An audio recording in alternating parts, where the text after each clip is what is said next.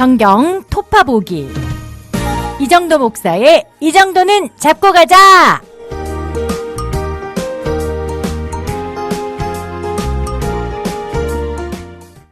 안녕하십니까, 이정도입니다. 오늘 여호수아 24장, 여호수아서 마지막 장을 우리가 함께 마지막 부분을 읽어보도록 하겠습니다.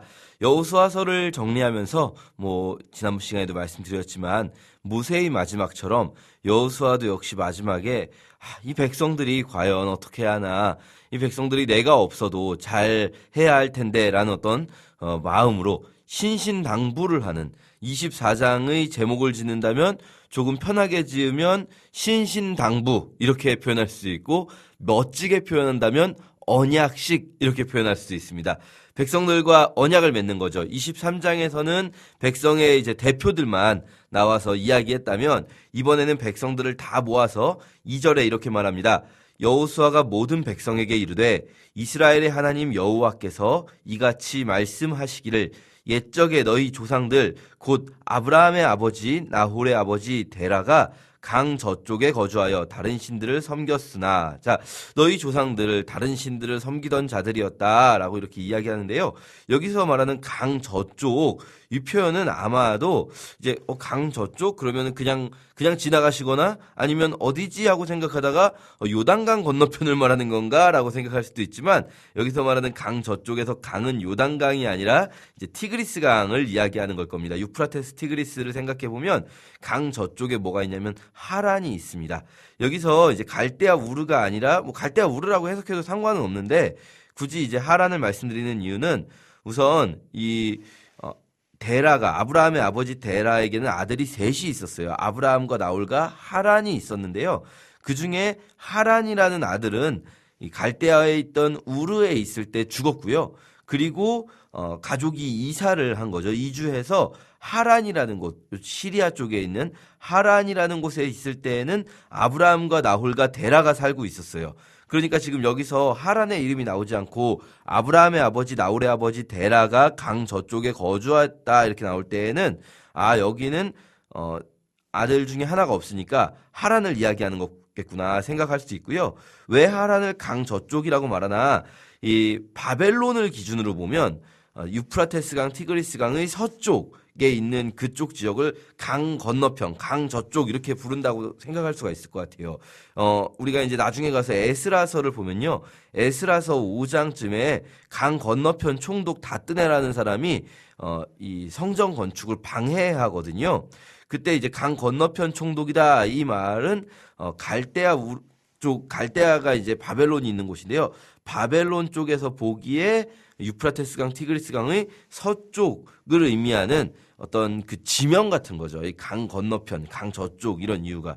그러니까 여기서 이제 하란에 살 때를 이야기하는 겁니다. 하란에서 데라가 다른 신들을 섬기는, 우상을 섬기는 자였는데, 그런데 3절 내가 너희 조상 아브라함을 강 저쪽에서 이끌어내어 가나안 온 땅에 두루 행하게 하고 그의 씨를 번성하게 하려고 그에게 이삭을 주었으며 이삭에게는 야곱과 에서를 주었고 에서에게는 세일산을 소유로 주었으나 야곱과 그의 자손들은 애굽으로 내려갔으므로 내가 모세와 아론을 보내었고 또 애굽에 재앙을 내렸나니 곧 내가 그들 가운데 행한 것과 같고 그 후에 너희를 인도하여 내었노라 이렇게 말씀하십니다.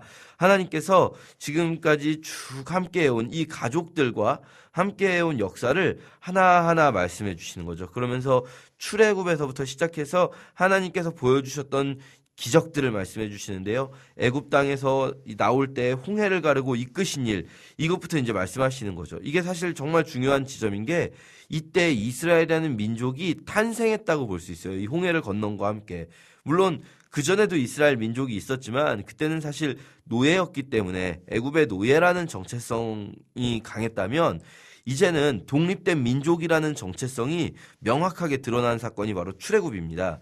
그리고 또 광야에서 지키신 일, 또 요단 동편에 아모리인들이 공격할 때 요단강 동편, 그쪽은 굳이 점령하려고 하지도 않았는데 그들이 덤볐을 때 그 싸움에서 그냥 지나온 수준이 아니라 압도적으로 이기게 하시고 그 땅을 정복하게 하셨던 일, 또 그걸 보고 모압 왕 발락이 두려워해서 선지자 발람을 불러서 그 유명한 그때 말씀드렸죠. 이 발람이라는 사람이 그 지역에 고고학적으로 등장하는 이름입니다. 뭐 아까 잠깐 말씀드렸지만 강 건너편 총독 다뜨네라는 사람도 별로 우리 성경에서 중요한 인물은 아닌데 고고학적으로 발굴된 이름이에요. 이 다뜨네라는 이름도. 이런 사람들 중요하게 이제 성경이 역사성이 있다, 분명한 사실이다라는 걸 증명하는데 중요한 사람들인데 그 유명한 선지자 발람을 불러서 모압 왕이 저주하려고 할 때 오히려 발람을 통해서 이스라엘을 축복하게 하신 일, 이런 것들 말씀해 주시고 또 여리고를 점령한 일, 막 이런 일들을 쭉 말씀해 주십니다. 그러다가 마지막에 12절에서 여리고 점령 다음에 내가 왕벌을 너희 앞에 보내어 그 아모리족 속의 두 왕을 너희 앞에서 쫓아내게 하였나니 너희의 칼이나 너희의 활로서 이같이 한 것이 아니며, 이런 말씀이 있는데요. 갑자기 여기서 이제 좀 집중해서 읽으시다가 보면은 당황하실 수 있어요. 왕벌? 왕벌은 뭐였지? 내가 깜빡하고 제대로 안 읽고 지나온 곳이 있었나? 왜냐면 이 위에 나온 사건들은 다 아시잖아요. 그렇죠? 홍해를 가르시고 뭐 아모리인들 요단 동편에서 정복하게 하시고 모압 왕 또 여리고 점령 다 아는데 갑자기 왕벌이 나온다. 기억이 안 난다라는 생각을 할 수 있는데, 이 왕벌을 보낸 사건은 여호수아의 점령 전쟁 속에 없습니다. 사실 이게 두 가지 중에 하나인데요. 첫 번째는 예전엔 그렇게 해석했던 거예요. 왕벌이라고 번역했을 때는 실제로는 왕벌을 보낸 어떤 전쟁도 있었을 텐데 이 여호수아서에 기록이 안 된 것일 것이다라고 생각을 한 거고요. 사실 그런데 요즘에는 이 핫지르아라는 단어거든요. 히브리어 핫지르아가 왕벌이라는 뜻만 있는 게 아니라 공포나 두려움이라는 뜻도 있거든요. 그래서 이거는 사실 왕벌보다는 핫지르아를 공포나 두려움으로 해석하는 게 맞겠다. 그래서 이스라엘이 전쟁을 하기 전에 이스라엘의 대적들에게 먼저 두려움의 마음을 하나님이 심어주신 거죠. 그래서 너희 앞에 그 두려움을 보내서 아모리족 속의 두 왕, 이 부분도 사실 이제 두 왕이라고 읽을 수도 있고 어떻게 이제 히브리어 본문을 보느냐에 따라서 12왕이라고 읽을 수도 있거든요. 이것도 이제 두 왕이라고 번역을 했을 땐 예전에는 바산왕 옥과 아모리안 시온, 요 사람들 이야기하는 거라고 생각하고 두 왕이라고 번역을 했는데 그 이야기는 위에 이미 나왔어요. 사실 요단 동편의 아모리인들 이야기가 이미 나왔어요. 그리고 지금 시간 순서대로 쭉 나오고 있기 때문에 여기는 두 왕이 아니라 12왕이라고 보면 12왕이 어디 나오냐면 11장에서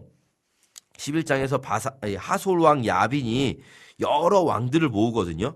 그때 11장 1절부터 3절까지 해보면 왕의 이름은 3명만 나오지만 그 나오는 민족들을 세보면 이런 거 참 그냥 굳이 안 세보셔도 되는데 세보면 12개의 민족이 나옵니다. 12개의 어떤 지역 이름이 나옵니다. 그래서 이 12민족들의 왕들, 그러니까 지금 여기 12절은 하솔왕 야빈과의 그 메론물가 전투, 그것을 이야기하는 거구나. 왜냐하면 사실 이 하솔왕 야긴과의 싸움이 이 가나안 정복 전쟁 전체에서 가장 큰 싸움이거든요. 거기 보시면 뭐 바닷가에 모래처럼 많은 군대가 모이고 또 실제로 이 12지역이나 되는 엄청나게 많은 그 국가들의 연합체거든요. 하솔왕 야빈은 특히 그 중에서도 가나안의 우두머리 역할을 하는 나라였던 거고요. 도시국가였던 거고요. 그러니까 그 큰 싸움에서도 하나님께서 이기게 하셨는데 그들을 이긴 것은 너희의 칼이나 너희의 활로 이긴 게 아니라 하나님이 그들에게 두려움을 보내어서 이미 이긴 싸움을 만들어주셨다라는 거죠.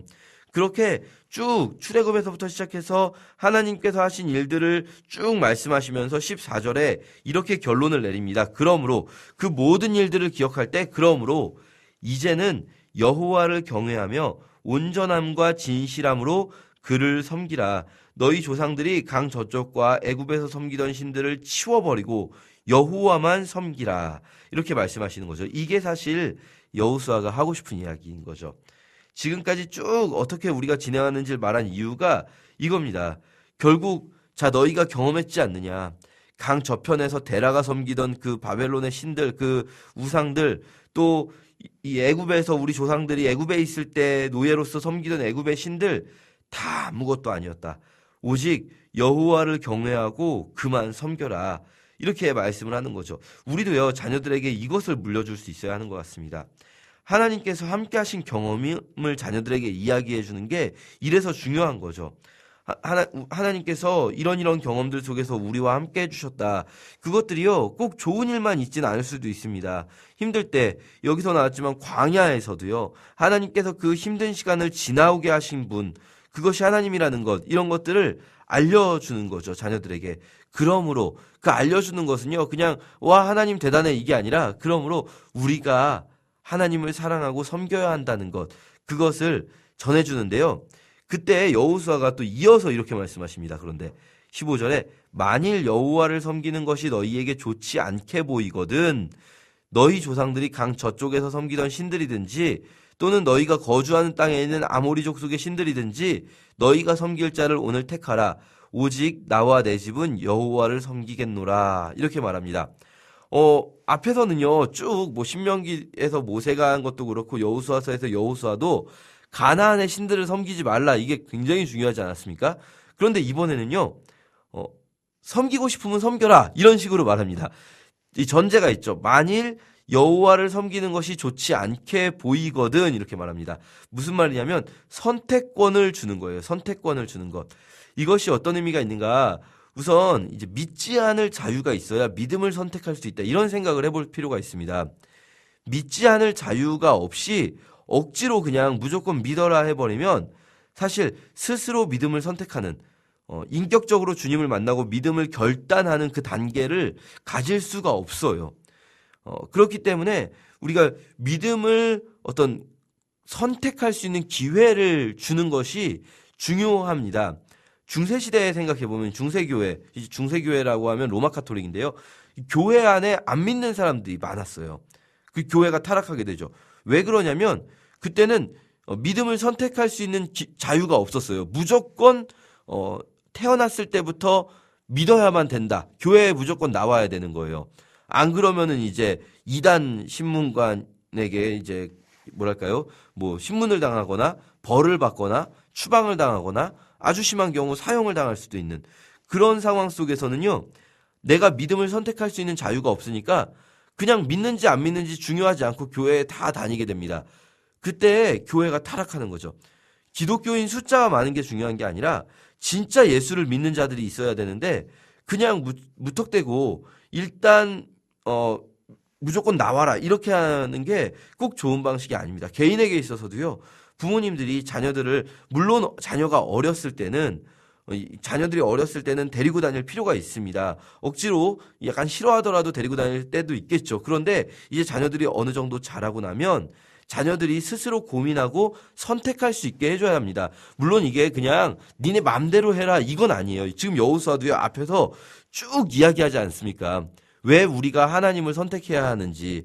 그러니까 부모님이 자녀들에게도 뭐랄까요?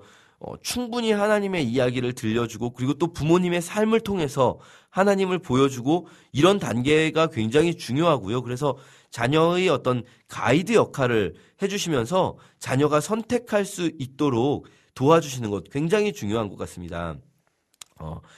부모님이 신앙의 가이드 역할을 해야 한다.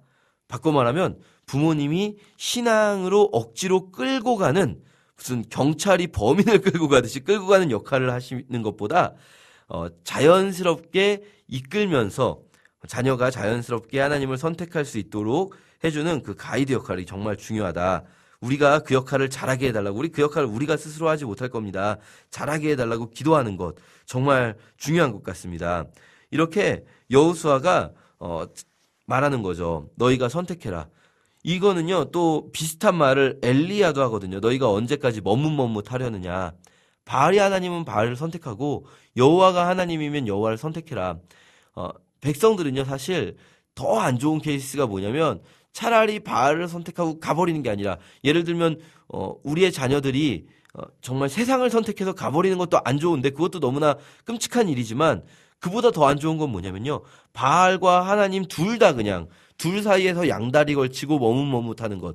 말하자면 진짜로 하나님을 믿는 것도 아닌데 교회에는 계속 나오고 그러면서 사실은 마음속 깊은 곳에 있는 것은 바알, 세상의 방법이고 세상이고 이러면 그 사람은 그냥 자기가 뭘 잘못하고 있는지도 모른 채로 계속 가게 되는 거죠. 엘리야 시대의 이스라엘 백성들 또 그 후에도 이스라엘 백성들이 구약에서 그런 모습을 많이 보여줍니다. 차라리 이방인이 회개하고 돌아오는 것이 이스라엘이 하나님을 진심으로 섬기는 것보다 더 어렵다. 이런 것들을 우리가 보게 돼요. 그런 것 볼 수 있는 것 중에 하나가 요나서 같은 거죠. 이방인은 회개하고 돌아오는데 비슷한 말씀이 선포되는 요엘서에서는 이스라엘은 돌아오지 않는 그런 것들을 우리가 보게 됩니다. 그렇게 여호수아가 말할 때 백성이 대답합니다. 백성이 뭐라고 대답할까요? 16절 우리가 결단코 여호와를 버리고 다른 신들을 섬기기를 하지 아니하오리니 이렇게 몇 번이나 다짐을 받습니다. 여호수아가. 원래요 이스라엘 백성이 대답은 잘합니다. 시내산 언약 때도 보면 너희가 다 지켜 행하겠느냐 우리가 다 지켜 준행하겠나이다 2번이나 대답을 하는데 여기서도요 이스라엘 백성이 몇 번이나 대답합니다. 예, 대답은 쉽죠. 말은 쉽습니다. 우리 신앙도 말은 쉽습니다. 이스라엘 백성들이 그거 참 잘 보여줍니다. 여호수아가 다시 물어보고 이스라엘 백성들이 다시 대답하고 확인하고 그러면서 22절에 여호수아가 이제 너희가 증인이다. 이제 너희가 스스로 증인이 되었다. 이렇게 하나님과 언약을 맺었다. 그래서 그것을 또 기록하고 그리고 증거의 도를 세웁니다. 이렇게 하나님과의 일들을 이스라엘 백성들 보면 역사 속에서 여러 증거로 남깁니다. 이것이 뭐 우상으로 숭배하려고 남기는 그런 어떤 형상들이 아니라 그냥 우리가 이렇게 하나님과의 일이 있었다. 하나님과 언약을 맺었다. 이런 것을 증거로 세우는 거죠. 그리고 요셉의 뼈를 이스라엘 자손들이 이제 세겜에 장사하면서 여호수아서가 마치게 되는데요. 우리 이것까지 읽으면서 하나님께서 함께 하신 이스라엘 백성들과 함께 하신 그 이야기 이렇게 승리의 이야기들이 있었구나라는 걸 기억할 때 우리가 사사기로 넘어가면서 도대체 이스라엘 백성들에게 문제는 무엇이었을까를 이 여호수아서의 배경 속에서 그 연장선 속에서 사사기를 읽을 때 이해할 수가 있거든요. 우리 오늘 이렇게 여호수아서 마무리하는 부분 함께 읽도록 하겠습니다. 감사합니다.